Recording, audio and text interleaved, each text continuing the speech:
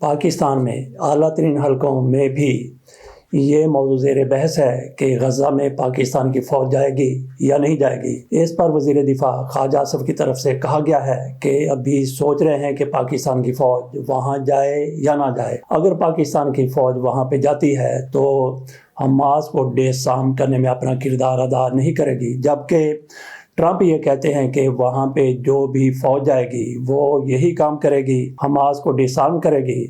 اسرائیل کی طرف سے واضح طور پر کہا گیا ہے کہ وہ قطر کی فوج کو قبول نہیں کرے گا، اور یہ بھی کہا گیا ہے کہ ترکیہ کی فوج آتی ہے تو اس کو بھی وہ قبول نہیں کرے گا۔ پاکستان کی فوج کے حوالے سے اسرائیل نے کوئی اعتراض نہیں کیا۔ بہرحال خواجہ آصف صاحب پاکستان کے وزیر دفاع ہیں، ان کا بہت سے معاملات میں مستند ہوتا ہے فرمایا ہوا، لیکن کئی معاملات میں وہ بالکل جھوٹ بول جاتے ہیں، پاؤں باندھ کے جھوٹ بولتے ہیں۔ بہرحال یہ ایک الگ موضوع ہے۔ بات ہم کر رہے تھے غزہ کے حوالے سے۔ ہمارے ہاں کہا جا رہا ہے کہ بڑے اعلیٰ ایوانوں میں یہ بحث ہو رہی ہے کہ پاکستان کی فوج وہاں پہ نہیں جائے گی، اگر جاتی ہے تو ڈسارم حماس کو نہیں کرے گی۔ تو پاکستان میں کچھ اور تنظیموں کی طرف سے بھی اس پر اعتراض کیا گیا ہے، کئی شخصیات کی طرف سے جو اعلیٰ ترین ہیں، پاکستان میں ایک مقام رکھتے ہیں سیاسی حوالے سے بھی اور معاشرتی حوالے سے بھی، ان کی طرف سے شدید اس کی مخالفت کی گئی ہے کہ پاکستان کی فوج غزہ میں کسی صورت بھی نہیں جانی چاہیے۔ بے شک اس لیے پاک فوج کو وہاں پہ بھجوایا جائے، یہ کہہ کے بھجوایا جائے کہ وہاں پہ ہماری فوج کی طرف سے امدادی سرگرمیاں سر انجام دی جائیں گی۔ وہاں پہ اگر ہماری فوج جاتی ہے، ان کا یہ نقطہ نظر ہے کہ وہاں پہ فلسطینیوں کے ساتھ ان کی مڈ بھیڑ ہو سکتی ہے، تو وہ عالمی سطح پر پاکستان کے لیے سبکی کا باعث ہوگی۔ اس بحث کا یہی پہ ہم اختتام کرتے ہیں کہ پاکستان کی فوج وہاں پہ جائے گی یا نہیں جائے گی۔ تو ناظرین، اس میں کوئی شک و شبہ نظر نہیں آتا کہ پاک فوج وہاں پہ جائے گی، بالکل وہاں پہ جائے گی، جو کام کرے گی اس حوالے سے حتمی طور پر کچھ نہیں کہا جا سکتا۔ باقی ان کی طرف سے یہ کہنا کہ ہماری فوج وہاں پہ جائے گی تو وہاں پہ کیا کام کرے گی، قصہ مختصر پاکستان کی فوج وہاں پہ جائے گی، اس نے وہاں پہ کیا کام کرنا ہے، اس کا تعین بعد میں ہوتا رہے گا، جانے کے بعد ہو جائے یا پھر جانے کے پہلے ہو جائے، لیکن وثوق کے ساتھ ہم اپنی رائے یہ ظاہر کر سکتے ہیں کہ پاک فوج وہاں پہ غزہ میں جائے گی۔ کیوں جائے گی اس حوالے سے میرا خیال ہے کہ مزید بات کرنے کی ضرورت نہیں ہے۔ تو باقی جہاں تک خواجہ آصف کا تعلق ہے، خواجہ آصف کی طرف سے کیا بیانات سامنے آتے رہتے ہیں، جیسا کہ ہم نے کہا کہ خواجہ آصف صاحب کبھی کبھی پاؤں باندھ کے جھوٹ بول دیتے ہیں، سفید جھوٹ بول دیتے ہیں، اور خواجہ آصف صاحب کی دوستیاں بھی کن کے ساتھ ہے، اقبال سنگھیڑا صاحب ان کے لیے کیا کام کرتے رہے اور یہ ان کے لیے کیا کام کرتے تھے۔ تو لگتا یہ ہے کہ کئی معاملات میں سنگھیڑا صاحب یا ان جیسے لوگ ان کو جو کہہ دیتے ہیں خواجہ آصف صاحب مان لیتے ہیں۔ اسی طرح سے کنڈ سیالکوٹ میں کسی پیزا کی دکان کا افتتاح ہونا تھا، نام اس کا رکھا گیا تھا پیزا ہٹ، یہ ایک بہت بڑا برانڈ ہے، لیکن بعد میں پتا چلا کہ خواجہ آصف کی طرف سے اس کا افتتاح کیا گیا، خواجہ آصف کو وہاں پہ پیزا بھی کھلایا گیا ہوگا۔ تو بعد میں پیزا ہٹ کی طرف سے اعلان سامنے آ گیا، انہوں نے اس کی تردید کر دی، انہوں نے کہا کہ ہم نے کوئی کسی قسم کا کہیں پہ سیالکوٹ میں پیزا ہٹ نہیں کھولا، اگر پیزا ہٹ ہمارے نام سے کھولا گیا ہے تو وہ جعلی ہے، نکلی ہے۔ خواجہ آصف صاحب جس طرح سے خود فارم 47 پر منتخب ہو کے قومی اسمبلی میں گئے، آج کل وزیر دفاع ہے، جس طرح سے ان کا فارم 47 ہے، اسی طرح سے انہوں نے جس پیزا ہٹ کا افتتاح کر دیا وہ بھی فارم 47 ہی نکلا۔ تو اس میں خواجہ صاحب کا کیا کوئی قصور ہے؟ بالکل بھی نہیں، کیونکہ انہوں نے تو اپنی بیجا کروانی تھی، انہوں نے تو اپنی وہاں پہ ایک طرح سے پذیرائی کروانی تھی، ووٹروں کو بتانا تھا، اپنے لوگوں کو بتانا تھا کہ میں آپ کے ساتھ کھڑا ہوں۔ خواجہ صاحب کو اگر پتا ہوتا کہ یہ فارم 47 والا پیزا ہٹ ہے تو وہ کبھی نہ جاتے۔ چلتے ہیں اگلی خبر کی طرف۔ اڈیالہ جیل کے باہر عمران خان کی بہنیں ملاقات کے لیے گئیں، شام تک وہاں پہ بیٹھی رہی لیکن ملاقات نہ ہو سکی۔ ان کے ساتھ کیا ہو گیا، وہاں پہ پولیس کی طرف سے ایک مرتبہ پھر ریڈ کیا گیا اور ان کو سر شام ہی وہاں سے ہٹا دیا گیا۔ کہا جاتا ہے نورین خانم پر تشدد بھی کیا گیا۔ اس میں یہ بھی بڑی اہمیت کی بات ہے کہ وہاں پہ کافی لوگ آئے ہوئے تھے، جس کو کچھ لوگ تو کہتے ہیں کہ جمع غفیر تھا، کافی تعداد میں لوگ آئے تھے، لیکن سر شام وہ واپس جانا شروع ہو گئے۔ جب وہاں پہ رش کم ہو گیا تو پولیس کی طرف سے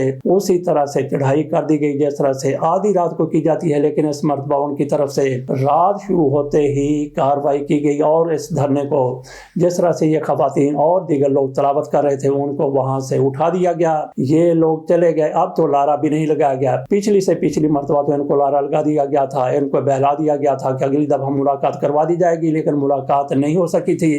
اس حوالے سے شہباز گل کی طرف سے بار بار کہا جا رہا تھا کہ MNAs کو اس طرح سے آنا چاہیے، ان کی حاضری ہونی چاہیے، ان سے پوچھا جانا چاہیے۔ اگر یہ پانچ لوگوں کو بھی ساتھ لاتے ہیں، لگتا ہے کہ ان کی چلائی گئی یہ مہم بڑی زیادہ کامیاب ہوئی اور اسی وجہ سے لوگ وہاں پہ آ گئے، کیونکہ شہباز گل جس طرح سے کہہ رہے تھے، اپنی پارٹی کو پیغام دے رہے تھے کہ ان کا قصہ تمام کیا جائے، جو عمران خان کے لیے وہاں پہ یکجہتی کے لیے نہیں آتے، ملاقات کے روز وہاں پہ منگل کو نہیں جاتے، ان کو پارٹی سے نکال دیا جائے۔ شاید اسی وجہ سے وہاں پہ کارکنوں کا ایک بڑا ہجوم در آیا تھا، بہرحال ان کو بھی وہاں سے ڈسپرس کر دیا گیا۔ تو اس حوالے سے منصور علی خان کی طرف سے ایک ویلا کیا گیا جس میں شہباز گل کا نام لے کر ان پر تنقید کی گئی کہ آپ تو پاکستان سے باہر بیٹھے ہیں، تو آپ کے خاندان کے لوگ یہاں پہ کیا موجود ہوتے ہیں، آپ کتنے لوگوں کو بھیجتے ہیں۔ تو اس پر ایک یدھ کی کیفیت نظر آئی، اس پر شہباز گل کی طرف سے بھی شدید قسم کا، سخت قسم کا رد عمل دیا گیا۔ سینٹ میں علامہ ناصر عباس کا نوٹیفیکیشن ہو گیا، ان کو بھی اپوزیشن لیڈر مقرر کر دیا گیا۔ اس سے پہلے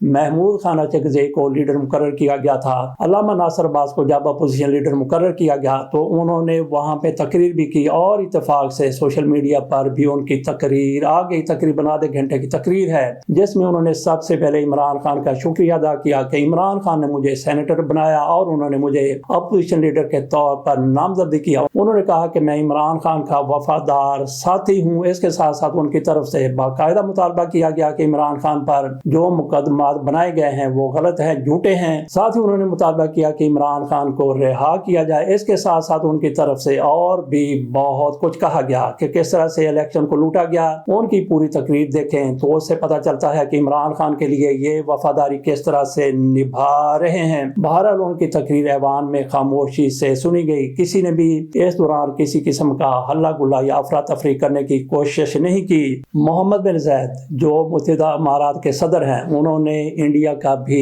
اتنا ہی مختصر دورہ کیا ہے جتنا انہوں نے اسلام آباد کا دورہ کیا تھا۔ پاکستان میں آتے ہیں تو وہ کئی دن تک پاکستان میں قیام کرتے ہیں، لیکن اسلام آباد کے دورے پر وہ تھوڑی مدت کے لیے آتے ہیں۔ بھارت گئے، وہاں انہوں نے کئی معاہدے کیے، دفاعی معاہدے ہوئے، اس کے ساتھ ساتھ تجارتی معاہدے بھی ہوئے۔ تو انڈیا کی طرف سے یہ دنیا کو بتانے کی کوشش کی گئی کہ انڈیا اور متحدہ عرب امارات کے درمیان ایسا ہی معاہدہ ہوا جیسا پاکستان اور سعودی عرب کے مابین معاہدہ ہوا ہے، جیسا کہ پاکستان اور سعودی عرب کے مابین یہ معاہدہ ہوا تھا کہ اگر ایک ملک پر حملہ کیا جائے گا تو دوسرا ملک اپنے اوپر حملہ سمجھ کر اس کا جواب دے گا۔ اسی طرح سے انڈین میڈیا کی طرف سے یہ تاثر دینے کی کوشش کی گئی کہ متحدہ عرب امارات پر اگر حملہ ہوگا تو انڈیا سمجھے گا کہ ہمارے اوپر حملہ ہوا ہے، اگر انڈیا پر حملہ ہوتا ہے تو متحدہ عرب امارات یہ سمجھے گا کہ ہمارے اوپر حملہ ہوا ہے اور اس کا وہ جواب اسی طرح سے دے گا جس طرح سے اس پر خود حملہ ہو جاتا ہے۔ لیکن اس میں کسی قسم کی کوئی صداقت نہیں ہے، یہ سراسر جھوٹ ہے، بہتان ہے، بالکل غلط ہے، ایسا کوئی معاہدہ نہیں۔ لیکن کئی تجارتی اور دفاعی معاہدے ضرور ہوئے اور یادداشتوں پر دستخط بھی نہیں ہو، لیکن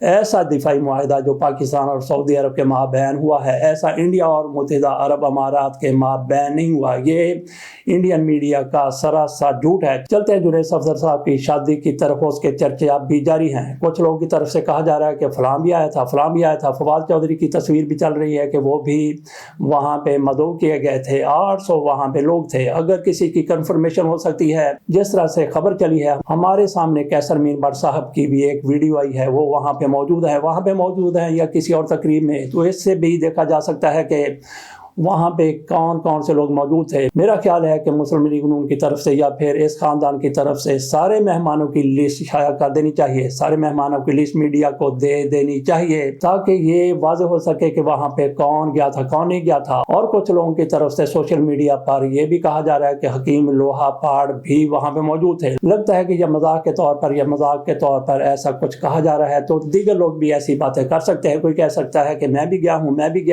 ہوں۔ ایسے افواہوں کے خاتمے کے لیے بہتر ہے کہ شرکا کے نام دے دیے جائیں۔ باقی فیلڈ مارشل صاحب تو یقینی طور پر گئے تھے، وزراء بھی گئے تھے، باقی بھی کئی اہم شخصیات گئی تھی، لیکن اس طرح کے لوگوں کا یہ کہہ دینا کہ فلاں گیا تھا جن کا دور دور تک بھی مسلم لیگ نون یا شریف خاندان کے ساتھ کوئی تعلق نہیں ہے۔ تو باقی یہ خبریں بھی سامنے آ چکی ہیں۔ نعیم حنیف کی طرف سے باقاعدہ ایک ویلا کیا گیا جس میں انہوں نے کہا کہ میاں نواز شریف کی طرف سے اپنی پسند کے گانوں کے لیے ایک لسٹ دی گئی تھی۔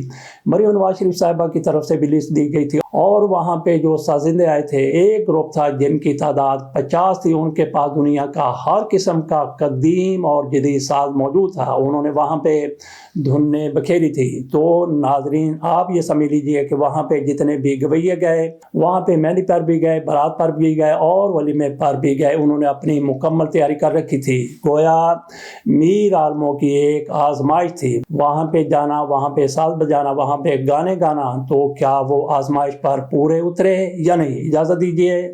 اللہ حافظ.